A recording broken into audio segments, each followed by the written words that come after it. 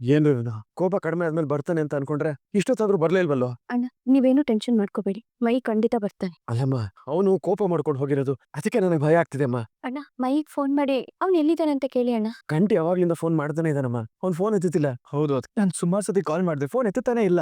ಅಣ್ಣ, ನೀನ್ ಫೋನ್ ಮಾಡಿದ್ರೆ ಅವ್ನು ಖಂಡಿತ ಕಾಲ್ ಮಾಡ್ತಾನೆ, ನೀನೇ ಮಾಡು. ಇಲ್ಲ ರೀ, ನಾನ್ ಮಾಡೋದಕ್ಕಿಂತ ಚಂದನನೇ ಫೋನ್ ಮಾಡಿದ್ರೆ ಒಳ್ಳೇದು ಅನ್ಸುತ್ತೆ, ನೀನೇ ಮಾಡಮ್ಮ. ಸರಿ ಅಣ್ಣ. ಹಲೋ, ಮೈ ಕಾಲ್ ಕಟ್ ಮಾಡ್ಬೇಡ. ಎಲ್ಲಿದ್ಯಾ? ನಾನೆಲ್ಲೋ ಇದ್ದೀನಿ. ಅದೇ ಎಲ್ಲಿದ್ಯಾ ಅಂತ ಕೇಳ್ತಿದ್ದೀನಿ. ನಾನೆಲ್ಲೋ ಇದ್ದೀನಿ ಅದನ್ನ ತಿಳ್ಕೊಂಡು ನೀವೇನ್ ಮಾಡ್ತೀರಾ? ಆಗಿದ್ದೆಲ್ಲ ಆಯ್ತು, ಎಲ್ಲ ಮಾಡ್ಕೊಂಡು ಮನೆಗ್ ಬಾ ಅಂತೀರಾ?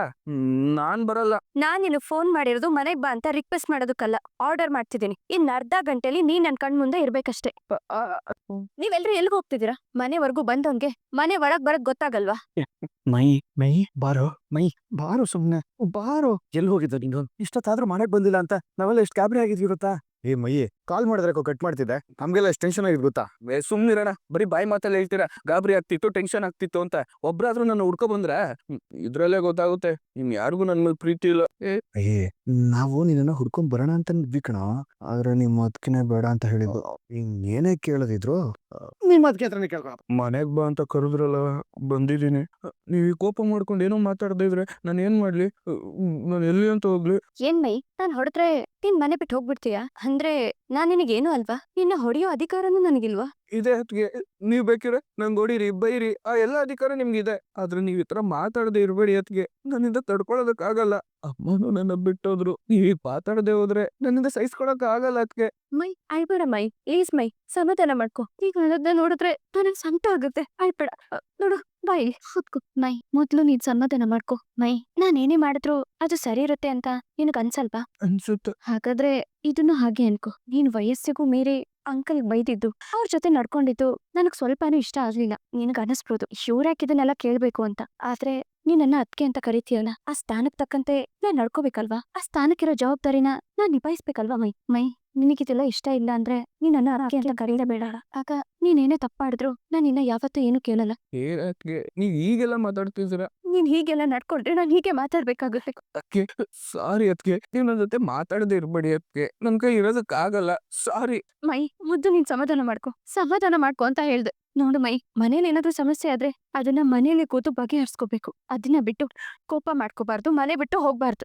ಇನ್ನೊಂದ್ಸಾರಿ ಮನೆ ಬಿಟ್ಟು ಹೋದ್ರೆ ಅದಕ್ಕೂ ಸೇರ್ಸೆ ಹೊಡಿತೀನಿ. ದೊಡ್ಡ ಮನುಷ್ಯ ಇವನು, ಮನೆ ಬಿಟ್ಟು ಹೋಗ್ತಾನಂತೆ, ಮನೆ ಬಿಟ್ಟು. ಮೈ, ಮತ್ತೆ ಹೇಳ್ತಿದ್ದೀನಿ, ನಿನಗ್ ನನ್ ಮೇಲೆ ನಿಜವಾಗ್ಲೂ ಗೌರವ ಇರೋದಾದ್ರೆ ಅಂಕಲ್ ಬಗ್ಗೆ ಯಾವತ್ತೂ ಕೆಟ್ಟದಾಗ ಮಾತಾಡ್ಬೇಡ. ನಿಮ್ಮಮ್ಮ ಮನೆ ಬಿಟ್ಟು ಹೋಗಿರೋದಕ್ಕೆ ಅಂಕಲ್ ಕಾರಣ ಅಲ್ಲ ಮೈ, ಇಷ್ಟು ಮಾತ್ರ ನಾನ್ ಹೇಳ್ಬಲ್ಲೆ. ಮೈ, ಕೆಲವು ವಿಷಯಗಳ ಬಗ್ಗೆ ನೀನ್ ಮಾತಾಡದೆ ಇದ್ರೇನೆ ಒಳ್ಳೇದು. ಸರಿ.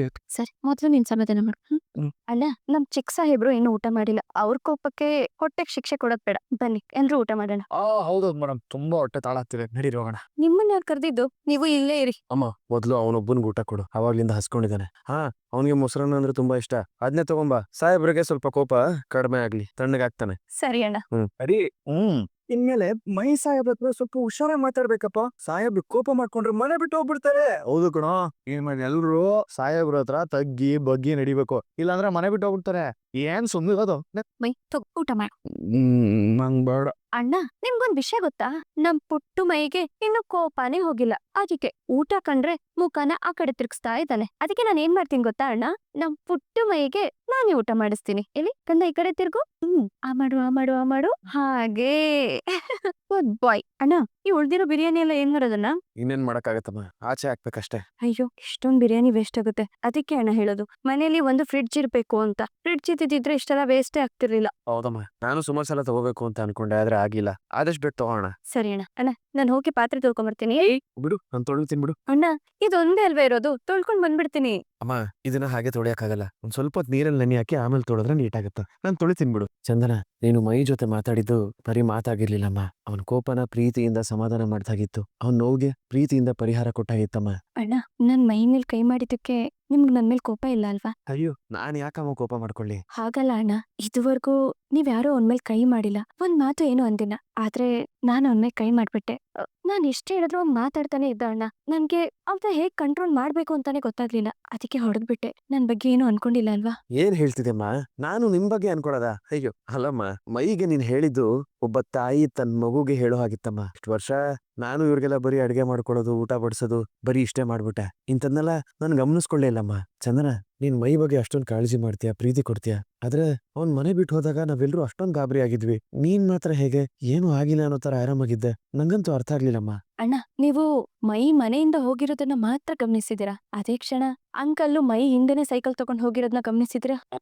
ಹೌದಣ್ಣ, ಮೈ ಮನೆಯಿಂದ ಹೋಗಿದ್ದ ಅಂಕಲ್ಲು ಮೈ ಮನೆಗ್ ವಾಪಸ್ ಬಂದ್ಮೇಲೆನೆ ಅವರು ಬಂದಿತ್ತು. ಅಣ್ಣ, ಅಂಕಲ್ ಮಕ್ಳಿಗೋಸ್ಕರ ಏನೋ ಮಾಡ್ದೆ ಇರ್ಬೋದು, ಆದ್ರೆ ಒಳ್ಳೆ ತಂದೆ ಅನ್ನೋ ಪಾತ್ರ ಜೀವಂತವಾಗೇ ಇದೆ ಅಣ್ಣ. ಚಂದನ, ನಾವೆಲ್ಲರೂ ಇಷ್ಟು ವರ್ಷ ಒಟ್ಟಿಗೆ ಇದ್ರು ನಮ್ಮ ಅಪ್ಪನ ಬಗ್ಗೆ ನಿನ್ನಷ್ಟು ನಮಗ್ ತಿಳ್ಕೊಳಕ್ ಆಗ್ಲಿಲ್ಲಮ್ಮ. ಅಪ್ಪನ ಬೆಲೆ ಏನು ಅಂತ ನಮ್ಮೆಲ್ರಿಗೂ ತೋರಿಸ್ಬಿಟ್ಟೆ ನೀನು. ನಿನ್ ಬಗ್ಗೆ ಎಷ್ಟು ಮಾತಾಡಿದ್ರು ಕಡಿಮೆನೆ. ಹಾಗೆಲ್ಲ ಏನೂ ಇಲ್ಲ ಅಣ್ಣ, ಇರಿ ಪಾತ್ರೆ ನೆನೆ ಹಾಕ್ ಬರ್ತೇನೆ. ನೀನ್ ಎಷ್ಟೇ ಇಲ್ಲ ಅಂತ ಹೇಳಿದ್ರು ಅದೇ ಸತ್ಯ ಚಂದನ. ನೀನು ಈ ಮನೇನಷ್ಟೇ ಅಲ್ಲಮ್ಮ, ನಮ್ಮನ್ನು ಬದಲಾಯಿಸಿದ್ಯಾ. ಏಯ್, ಇನ್ನು ಕಸನೇ ಗುಡ್ಸಾಗಿಲ್ಲ, ಹಾಗೆ ನೀರ್ ತಂದಾಗ್ತಿದ್ಯಲ್ಲ. ಈಗ ಏನಾಗೋಯ್ತು? ಕಸ ಎಲ್ಲ ನೀರೆಲ್ಲ ಹೋಯ್ತಪ್ಪ. ಚಂದನ್ ಅವ್ರ ಏನೋ ನೋಡಿದ್ರೆ ಸರಿಯಾಗಿ ಹಾಕೊಂಡ್ ವಾಂಗ್ತಾರಷ್ಟೇ. ಹಾಗಿದ್ರೆ ಇರು, ಇನ್ನೊಂದ್ ಬಕೆಟ್ ನೀರ್ ತಂದ್ಬಿಡ್ತೀನಿ. ಹೆಂಗ್ ನೀರ್ ಹಾಕ್ತೀನಿ ಅಂದ್ರೆ ಎಲ್ಲ ಕಸ ಹೋಗ್ಬಿಡ್ಬೇಕು. ಇದು ಒಂಥರ ಐಡಿಯಾ ಚೆನ್ನಾಗಿದೆ. ಕಸ ಗುಡ್ಸಿ ನೀರ್ ಹಾಕೋದ್ರ ಬದಲು ಒಂದೇ ಸಲ ನೀರ್ ಹಾಕ್ಬಿಟ್ರೆ ಕಸ ಎಲ್ಲ ಹೊರಟೋಗ್ಬಿಡುತ್ತಲ್ಲ. ಹರಿ ಅವ್ರೆ, ಇನ್ನು ಕಸನೇ ಗುಡ್ಸಿನ ಆಗ್ಲೇ ನೀರ್ ಹಾಕಿದಿರಲ್ಲ, ಒಂದು ಕೆಲ್ಸನೂ ಸರಿಯಾಗಿ ಮಾಡೋದಕ್ ಬರಲ್ವಾ? ಅಯ್ಯೋ ಇಲ್ಲ ಮೇಡಮ್, ಅದ್ ನಾನೆಲ್ಲ ಕಂಟಿ. ಇಂಥ ಕೆಲ್ಸ ಎಲ್ಲ ನೀವ್ ಮಾಡೋದಂತ ನನಗ್ ಚೆನ್ನಾಗ್ ಗೊತ್ತು. ಕುಡಿ ಅದನ್ನ, ತಾಳ್ ತೆಗೀರಿ. ಹರಿ, ಇದೇ ಒಳ್ಳೆ ಟೈಮು, ತೋರ್ಸು ನಿನ್ ಪರ್ಫಾರ್ಮೆನ್ಸ್. ಅಯ್ಯೋ, ಏನಾಯ್ತು ಹರಿ ಅವ್ರೆ? ಅಯ್ಯೋ ಏನ್ ಮೇಡಮ್, ನೀವು ಕಣ್ಣು ಕಸ ಹೋಗೋ ತರ ಗುಡ್ಸ್ಬಿಟ್ರಲ್ಲ. ನನ್ ಮೇಲೆ ಇರೋ ಕೋಪನ ನನ್ ಕೈ ಮೇಲೆ ತೀರ್ಸ್ಕೊಂಡ್ಬಿಟ್ರಲ್ಲ ಮೇಡಮ್. ಉರಿ ಉರಿ ಉರಿ ಉರಿ ಉರಿ. ಸಾರಿ ಹರಿ ಅವ್ರೆ, ನನಗ್ ಗೊತ್ತಾಗ್ಲಿಲ್ಲ. ಅಯ್ಯೋ ಮೇಡಮ್, ನೀವು ನನ್ನ ಜೀವನಕ್ಕೆ ಕಣ್ಣಾಗ್ತೀರಾ ಅಂತ ಅನ್ಕೊಂಡೆ. ಆದ್ರೆ ನನ್ನ ಬೇಡರ ಕಣ್ಣಪ್ಪ ಮಾಡಕ್ ಕೊಟ್ಟಿದ್ದೀರಲ್ಲ ಮೇಡಮ್. ಸಾರಿ ಹರಿ ಅವ್ರೆ, ಪ್ಲೀಸ್ ಸಾರಿ. ಮೇಡಮ್, ನಿಮ್ಗೆ ಈ ಸಾರಿ ಹರಿ ಇಷ್ಟೇನ ಬರೋದು, ಬೇರೆನೂ ಗೊತ್ತಾಗಲ್ವಾ? ಅಯ್ಯೋ ಇನ್ಮೇಲೆ ಏನಪ್ಪ ನಿಮ್ಮನ್ನ ನೋಡೋದು. ನನ್ ಕಣ್ಣು ಹೊಟ್ಟೈತವ. ನಿಂತ್ಕೊಂಡು ಏನ್ ಮಾಡ್ತಿದೀರ ಸ್ವಲ್ಪ ನೋಡಿ ಮೇಡಮ್. ನೀವ್ರೆ, ಇವಾಗ ಕಡಿಮೆ ಆಯ್ತಾ? ಇಲ್ಲ ಮೇಡಮ್, ನೋಡ್ತಿದೆ ಇನ್ನು. ಒಂದ್ ನಿಮಿಷ ಇರಿ. ನಾನು ನಟರಾಜ ಆದ್ರೆ ನನ್ನ ಮಗ ಹರಿಶ್ಚಂದ್ರ ಇದಾನಲ್ಲ, ಅವನು ನಟ ಭಯಂಕರ. ಕಡಿಮೆ ಆಯ್ತಾ? ಕಮ್ಮಿ ಆಯ್ತು ಅನ್ಸುತ್ತೆ ಮೇಡಮ್. ಹರಿ ಅವ್ರೆ, ಅಂದ್ರೆ ಈ ಕಡೆ ಕಣ್ಣು ಉರಿ ಕಮ್ಮಿ ಆಯ್ತು, ಈ ಕಡೆ ಸ್ಟಾರ್ಟ್ ಆಗಾಯ್ತು ಮೇಡಮ್. ನೋಡಿ ನೋಡಿ, ಒಂದ್ ಸ್ವಲ್ಪ ಊದಿ. ಊದಿ ಮೇಡಮ್, ನೋಡ್ತಿದೆ. ಹರಿ, ಇನ್ನು 1980 ಅರ್ಲಿ ಡೇಸ್ ಅಲ್ಲಿ ನಾನು 24 ವೀಲರ್ ಲಾರಿ ಓಡಿಸ್ತಿದ್ನಲ್ಲ, ತುಂಬಾ ಜನ ಕಣ್ಣಲ್ಲಿ ಧೂಳು ಬಿದ್ದ್ಬಿಟ್ಟಿದೆ ಅಂತ ನನ್ನ ಹತ್ರ ಊದಿಸ್ಕೊಳಕ್ ಬರೋರು. ಈ ವಿಷಯದಲ್ಲಿ ನಂಗೆ ತುಂಬಾ ಎಕ್ಸ್ಪೀರಿಯನ್ಸ್ ಇದೆ ಮಗನೆ. ಬಾ, ನಾನು ಊದ್ತೀನಿ. ಅಯ್ಯೋ ಬೇಡ ಬೇಡ ಬೇಡ, ನೀನು ಊದ್ತೀನಿ ಅಂದ ತಕ್ಷಣ ಧೂಳೆಲ್ಲ ಗಾಬರಿಯಾಗಿ ಮಾಯ ಆಗೋಯ್ತು. ಬೇಡ ಬೇಡ, ನೋಡು ನೋಡು, ಚೆನ್ನಾಗಿದೆ ಕಣ್ಣಿಲ್ಲ ಮೇಡಮ್, ಚೆನ್ನಾಗಿದೆ. ಬರ್ಲಾ? ಆಹಾಹಾ, ನನ್ನ ಹತ್ರ ನಿನ್ನ ಆಟ, ಈ ಆಟಗಾರನ ಹತ್ರ ನಿನ್ನ ಆಟ ನಡೆಯಲ್ಲ ಮಗನೇ. ನಿನ್ನ ಆಟವನ್ನು ಬಲ್ಲೋರು ಯಾರೂ ಇಲ್ಲ. ಮೇಡಮ್, ನಾವೇನ್ ಹೆಲ್ಪ್ ಮಾಡ್ಲಾ? ಏನ್ ಬೇಕಿಲ್ಲ, ತಾವಿನ್ ಹೊರಡ್ಬೋದು. ಮೇಡಮ್, ನಿಮ್ ತಲೆ ಮೇಲೇನೋ ಕಸ ಬಿದ್ದಿದೆ ನೋಡಿ. ಕಸನ? ಆ ಕಡೆ ಅಲ್ಲ, ಈ ಕಡೆ. ಪರಿ? ಸಾರಿ. ಯಾರಿಟ್ಟರಿ ಚುಕ್ಕಿ, ಯಾಕಿಟ್ಟರಿ ಚುಕ್ಕಿ ಚುಕ್ಕಿ ಗಲ್ಲದ ಅಂದದ. ಹರಿ ಅವ್ರೆ, ಗತಿ ಆಯ್ತು, ಇವಾಗ ಮಾಡ್ತೀನಿ ರೀ.